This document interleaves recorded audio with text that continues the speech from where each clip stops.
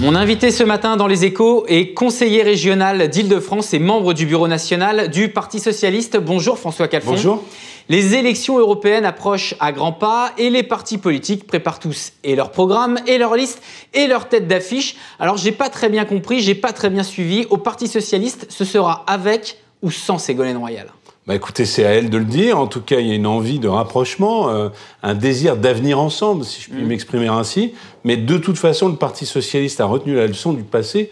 Nous ne sommes pas un parti hégémonique. Et nous considérons que la première des choses qu'il faille par rapport à la béance du pouvoir, c'est un rassemblement. C'est une folie, cette liste de gauche aux européennes. Il faut que les uns et les autres puissent converger. Je crois que Ségolène Royal peut incarner ce rassemblement des gauches. Et des informations que vous avez, a priori, elle y va ou elle y va pas? Bah écoutez, je ne suis pas là pour parler à sa place, mais je crois que... Je vous poserai la question dans quelques semaines quand elle viendra. Je vais vous répondre. Je crois que nous en avons envie et qu'elle a envie d'être utile au pays. Pourquoi ? Parce que c'est une combattante de l'écologie. Cette écologie ne peut pas être le prétexte de taxes supplémentaires pour les Français et que Ségolène Royal incarne l'écologie populaire, une écologie enthousiaste, et non pas, finalement, un coup de rabot fiscal contre les Français. Bien, alors le premier secrétaire du Parti socialiste était hier sur France Inter. Olivier Faure a déclaré qu'il avait des discussions effectivement avec Ségolène Royal, qu'elle prenait, ce que vous prenez également,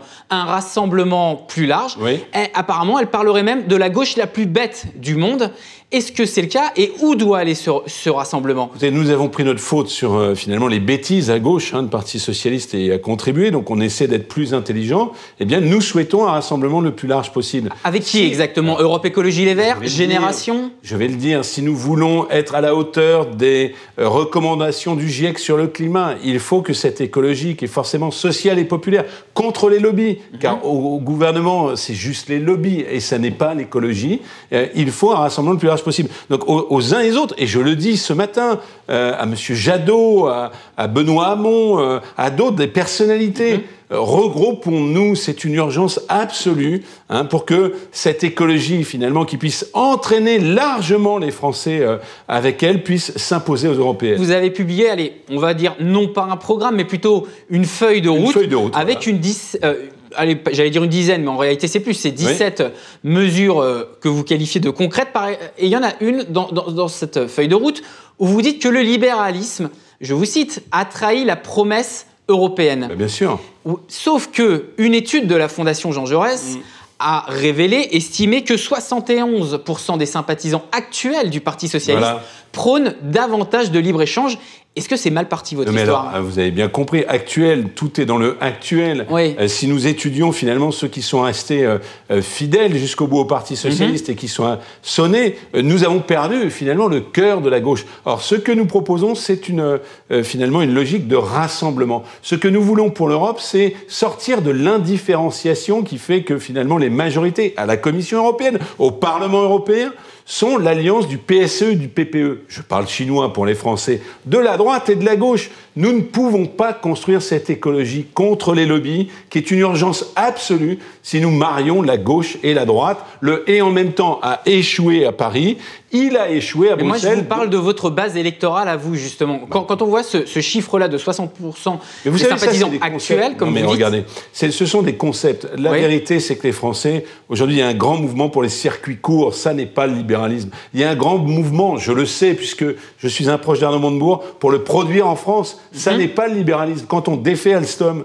quand on empêche de construire un champion européen de l'énergie, c'est dans notre programme. Construire un champion européen de l'énergie et de l'énergie verte, eh bien, ça n'est pas le libéralisme. Donc vous voyez, item par item, quand on sort finalement de concepts qui sont un peu lointains, eh bien, les Français souhaitent que les gouvernements français et européens se fassent pour les citoyens et non pas pour plus d'argent. D'ailleurs, vous allez... Deux personnalités de l'aile gauche du Parti socialiste ont récemment claqué la porte, Emmanuel Morel et Marie-Noëlle Lienemann. Et de l'autre côté, on sait que 42% des sympathisants actuels, je précise bien, ont voté Macron au premier tour à la présidentielle.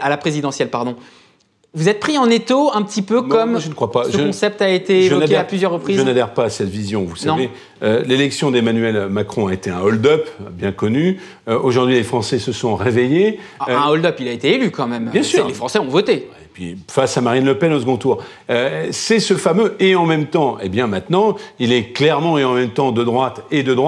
Et chacun rentre à la maison, si j'ose dire, dès lors qu'on a des choses à proposer. Donc vous voyez bien que ceux qui ont le cœur à gauche ont vocation à revenir dans la famille, parce que cette politique qui consiste à faire toujours plus d'attaques au Code du travail sans résultat, qui consiste... le Parti socialiste a été critiqué pour ça dans le précédent quinquennat également. Est-ce que je n'ai pas, face à vous, pris ma part de critique sur le Parti socialiste du passé? Je l'ai fait. Si nous nous présentions comme hier, alors il vaudrait mieux que nous restions à la maison. Oui. Est-ce que sur la question de la transition écologique, I want my planet great again, est à la hauteur des enjeux? Nous voyons que M.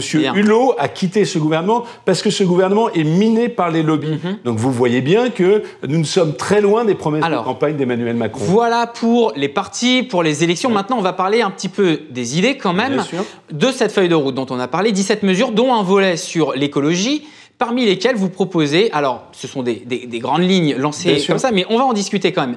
500 milliards d'euros sur 5 ans pour la transition énergétique, la création d'un Airbus européen du renouvelable, et ainsi une révolution de la PAC, la politique agricole commune, pour lutter contre le gaspillage.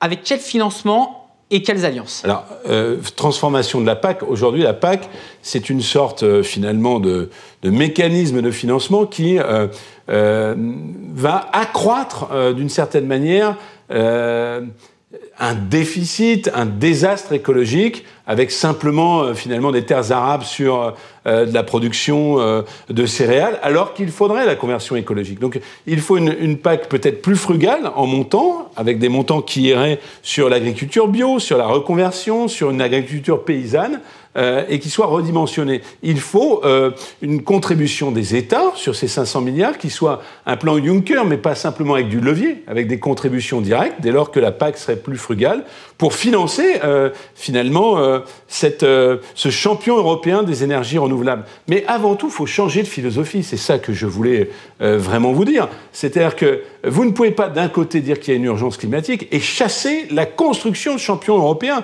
Nous avions avec Alstom un champion, notamment des turbines, pour la production d'énergie. Il a été défait à la fois par la France et à la fois par l'Union européenne, qui interdit la construction de champions européens. Nous avons une taxe carbone qui est en discussion. Il faut cette taxe carbone au niveau européen. Et je crois que c'est une dimension tout à fait importante. Or, nous avons une Commission européenne qui continue finalement à traquer l'existence de la construction de champions industriels. Aujourd'hui, si Airbus existe, si nous avons une filière énergétique qui fonctionne en France, c'est parce que à l'époque, il n'y avait pas cette folie de la traque à la concurrence libre et non faussée. Nous proposons dans notre feuille de route une véritable rupture avec cette logique. Merci François Calfon d'avoir été mon invité ce matin dans Les Échos. Je rappelle, conseiller régional d'Île-de-France et membre du bureau national du Parti socialiste et également candidat donc à la candidature des listes européennes. C'était l'occasion